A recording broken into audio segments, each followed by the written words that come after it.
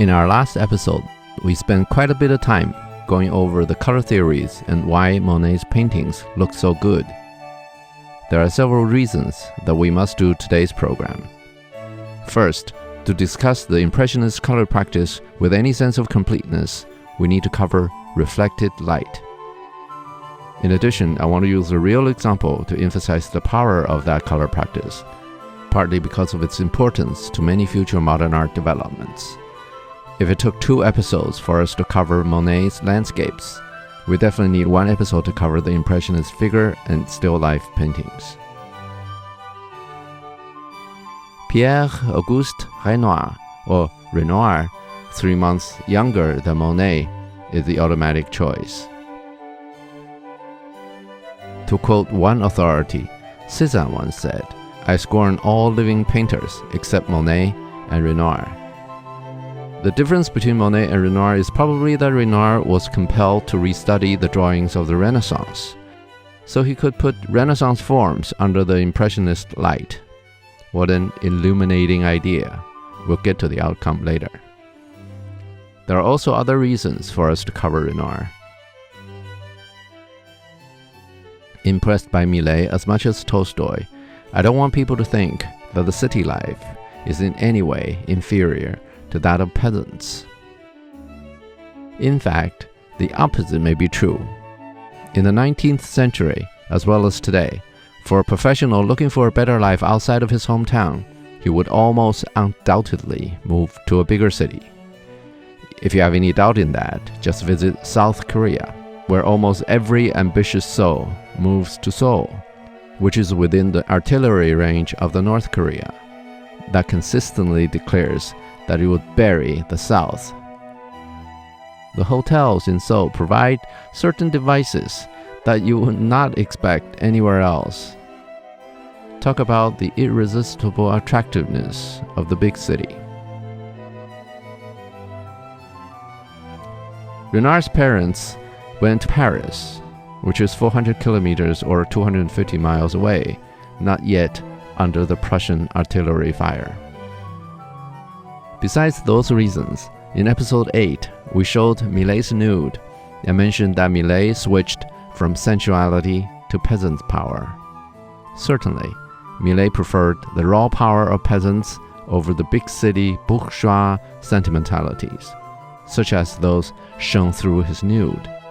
But that is not to say that the sentimentalities themselves are in any way bad or in any way less desirable.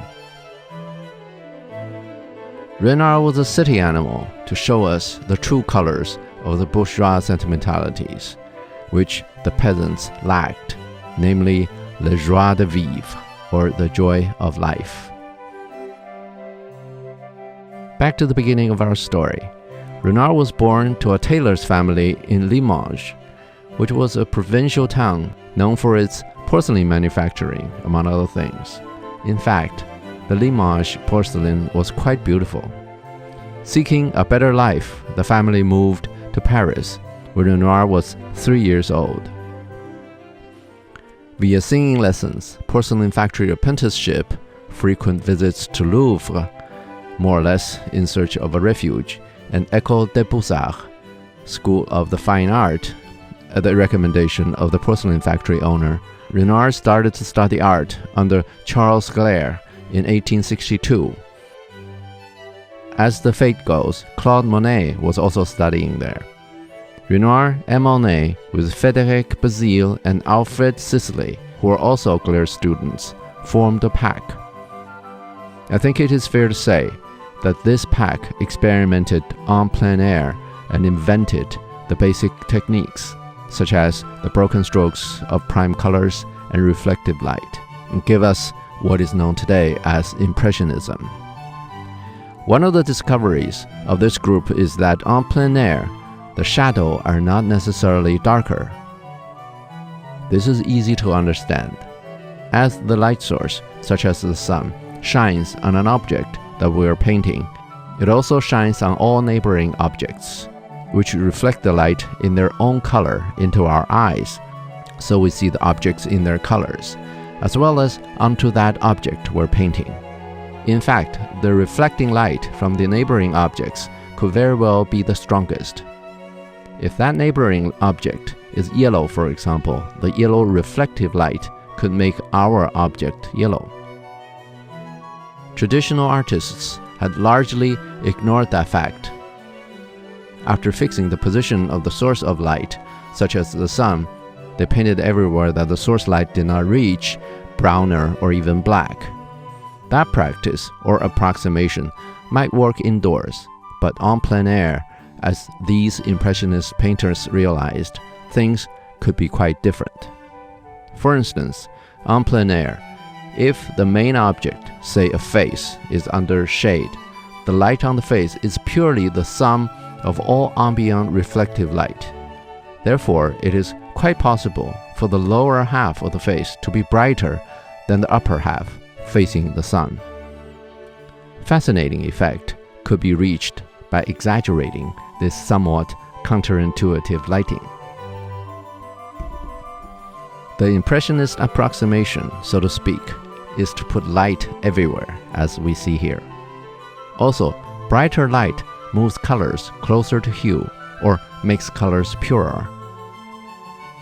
For example, brightly lit purple will become more magenta. So it is probably obvious for Impressionist painters to use only prime colors to get the brightest effect.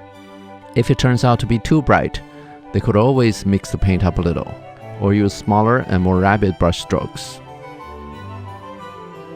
If you have a problem following that, you may want to review our last episode, which covered the basics. As a result, to the eyes that were familiar with the traditional paintings, the result under this practice was nothing short of shocking. We have seen many examples in our last two episodes on Monet. Let's get back to Renoir's life. Although his paintings were accepted by the Paris Salon as early as 1864, after only 2 years of studying under Gleyre, Renoir's first success came in the 1868 Salon with his paintings of his girlfriend of the time, Lise Tréhol. The slow but steady progress turned out to be the way Renoir gained recognition and financial success. But to paraphrase Baudelaire, that is the only reliable way. In 1874, Renoir offered 6 paintings in the first all-cast Impressionist exhibition held in parallel to the official salon, more or less as a protest. By the time of the 4th and 5th Impressionist exhibitions, Renoir moved back to the salon, only to return to the outcasts later. So we see how unreliable and inconsistent the expert opinions are. Let's look at a few of his paintings. This one is called Dance at le Moulin de la Galette, painted in 1876. First, let's look at the yellow hats. This hat is not quite on the head.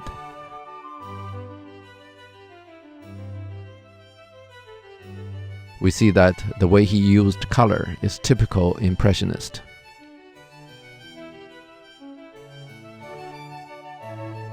Look at the blue color here. It really could not be caused by the reflection from somebody's blue jacket.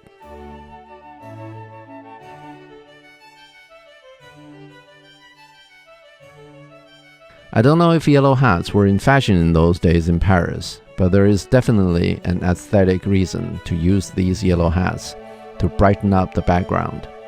They sort of echo with one another, right?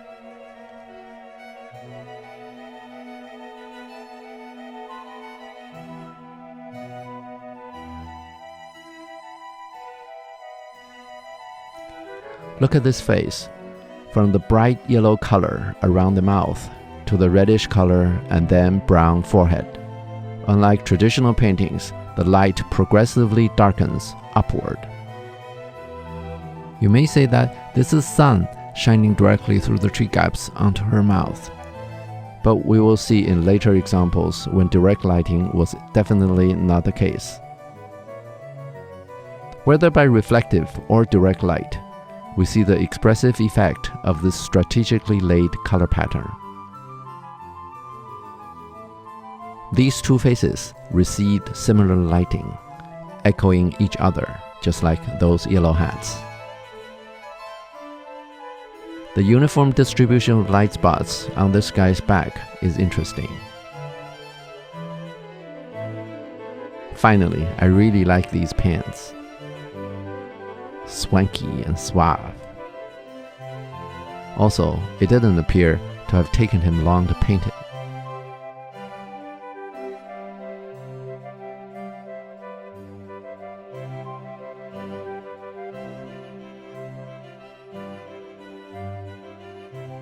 Now, looking at the entire picture, we see that all the elements come together like different instruments in a symphony orchestra. The overall scene is bourgeois, or middle class, light-hearted, happy, and in one word, young. This one is called Luncheon of the Boating Party. Look at these three girls, whose faces are lit from below, clearly not by any kind of direct lighting. Renoir made a point in these paintings not to light the boys' faces in the same way, so he could draw the viewer's eyes to the girls. Just look at this one. The jacket is much brighter than the face and much too big. Renoir did that to achieve color balance with the left side of the painting. The bright sides of the girls' faces were painted essentially with prime colors, yellow, red, and white. I don't think I need to say anything about these plants in the back.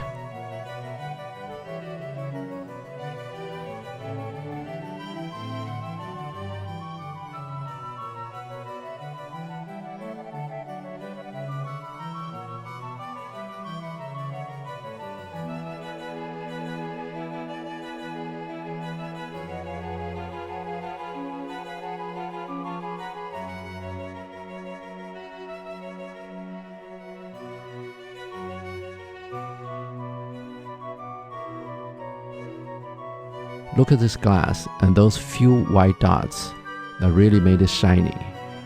We'll see more of this in a much more masterful application later.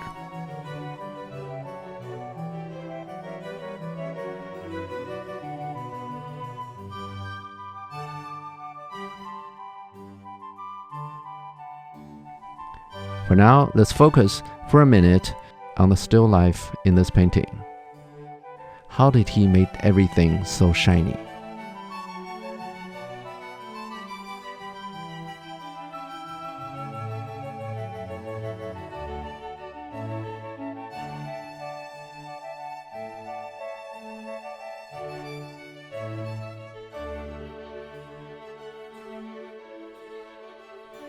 So we see almost all Impressionist techniques in this painting.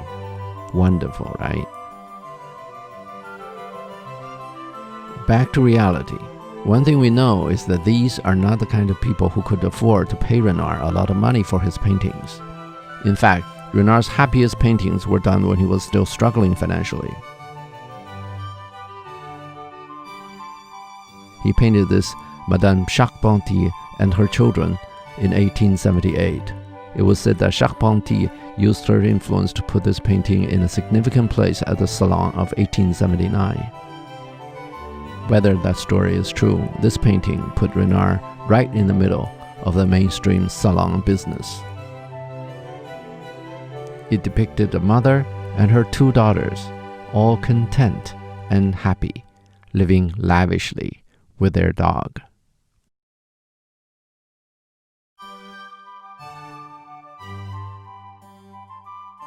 Look at the faces.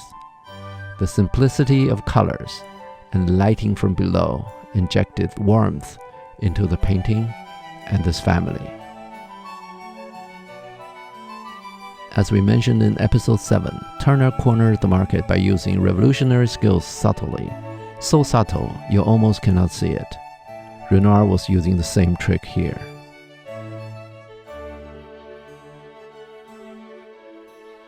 Her name was Suzanne Valadon. René hired her as a model. She also modeled for other painters such as Toulouse-Lautrec and Degas. Since I've shown a couple of paintings by Lautrec in episode 2, I'm going to show a couple of his here. It is interesting to look at the same person under the brushes of different great painters, right?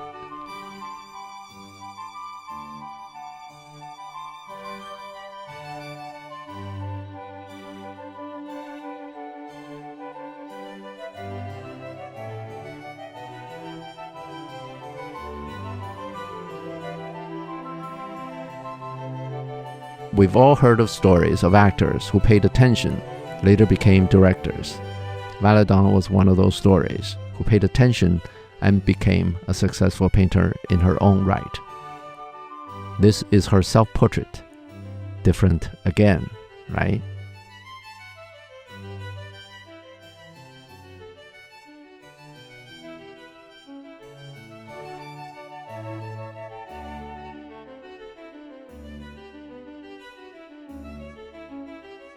Renoir painted this portrait of Austrian actress Tilla Durieux when he was 73. Look here. Remember the highlights on the glass?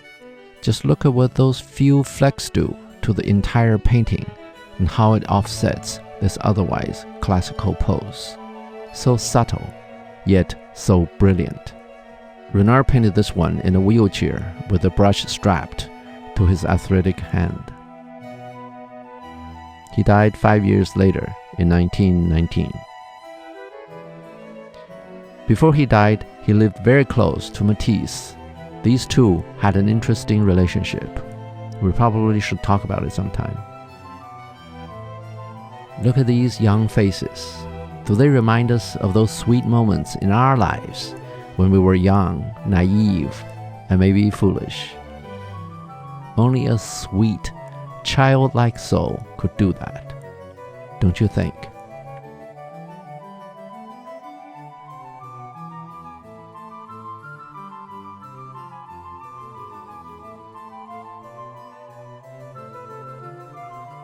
Back in 1890, when Renoir was almost 50, he married Aline Victorine Jachigot.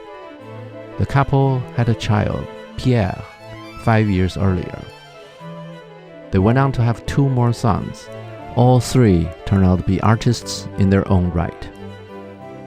That appeared to become a tradition of the Renoir family, which passed to future generations. I must also mention Charles Gleyre again. As we see here, Gleyre himself was only a so-so painter. This somewhat dull Swiss painter somehow put together 4 first-line artists and encouraged them to paint en plein air.